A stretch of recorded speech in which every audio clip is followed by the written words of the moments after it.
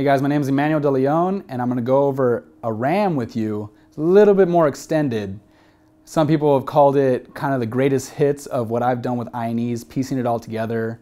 Wanted it and intended it for it to be for a snare line to play, but obviously you'll see and you can hear it and notice all the tricks and stuff that probably isn't possible for an 8-man, 9-man snare line to play very well together.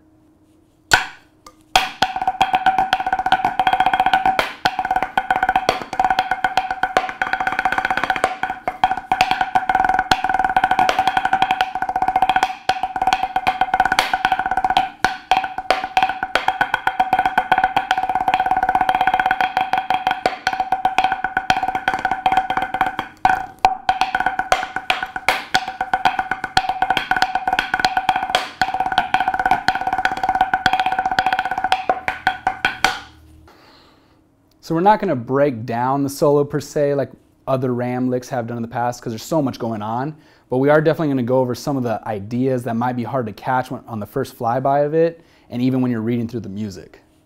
So in the first section, other than the obvious right hand flip, which is self-explanatory on how to do, the next part has these stop buzzes, which are press strokes, but I like to think of them as roughs, but you still have to keep legato into the next accent.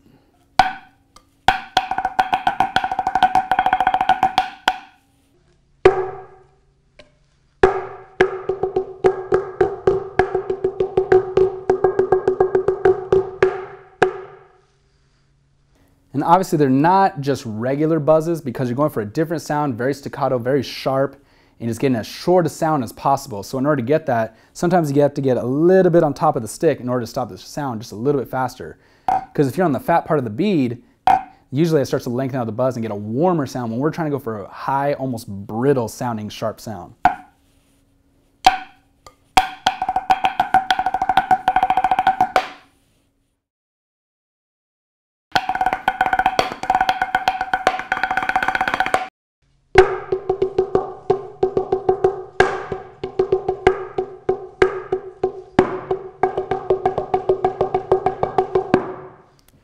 And you might have caught that I did a little bit of a crossover right there in the very beginning with a couple of eighth notes. You can break that down for yourself by making sure you don't change the grip too much, because this is not one of those things that takes a lot of bigger muscles. Very small, minute movement, and you can even break it down with a small exercise.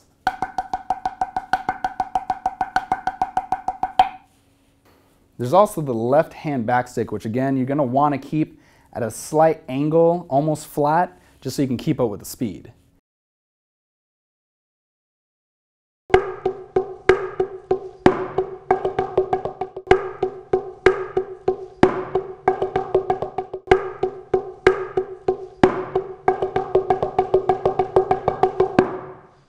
After that, there's another section that you notice where I did some overhanded sticking, where this is one of those things, rather than like the old way, where it's a simple crossover and you're keeping the technique consistent, this is where we're going to have to start to point the beads straight forward with the butts in line and pass over the hands while still keeping the idea of as small and minute as possible.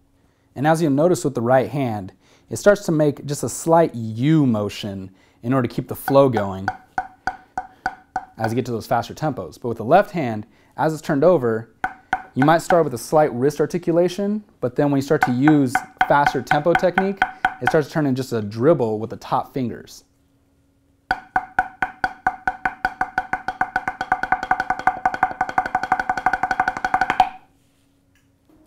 In the next section, you'll notice there's another set of backsticking with some underlying rhythms that you're going to hold on to and control. But on the right hand, I like to use here and there throughout the licks that I play, a lot of different types of stop motions where it interrupts the flow a little bit to give you more of a visual effect. With the right hand flip, for instance, where I like to flip it, pause, and then come back into the flow where I ended up.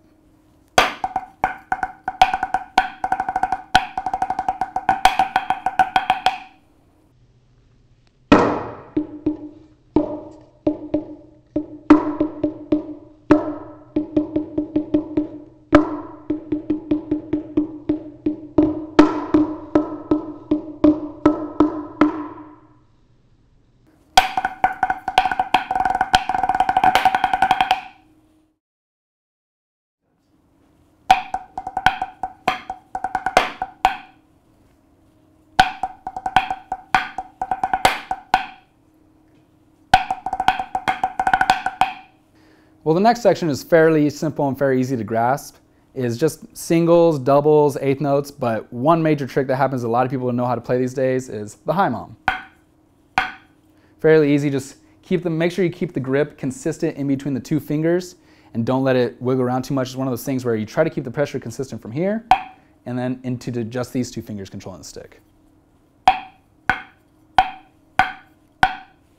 The high mom? Yeah. Is that what that's Yeah, called? they call it like, hi mom, like you're waving to the camera. Like, hi.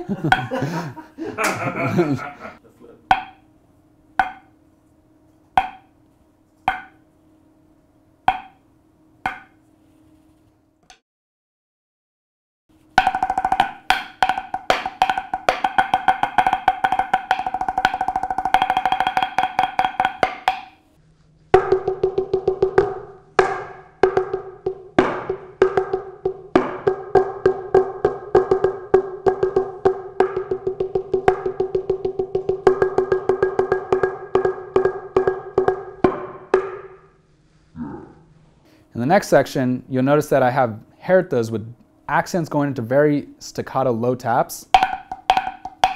You need to make sure it doesn't turn into very legato and open, because that section going into the next section is supposed to be completely two effects going on,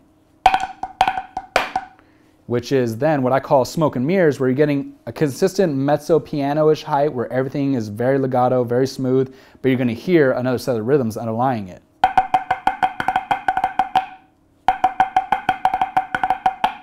And when you put them together, it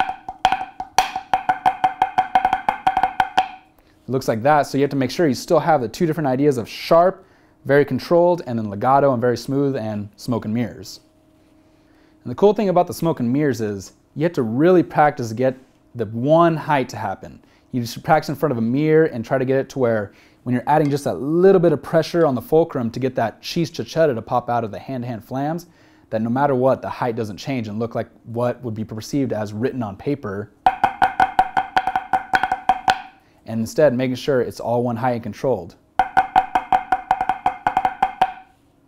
On the next section, you'll notice there's a little bit of a kind of weird thing going on in my left hand accent-wise, but all it is fairly simple. It's just paradiddles into a left-hand kicker paradiddle, and a couple more doubles preceding that, and then singles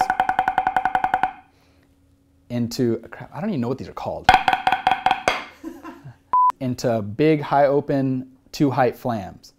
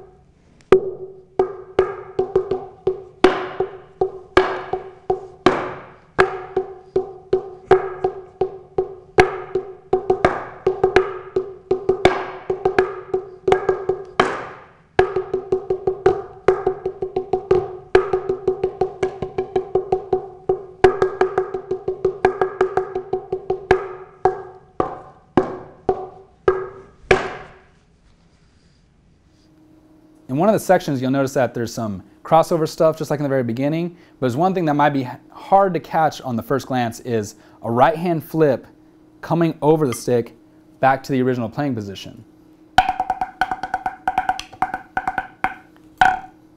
Right before you play a butt.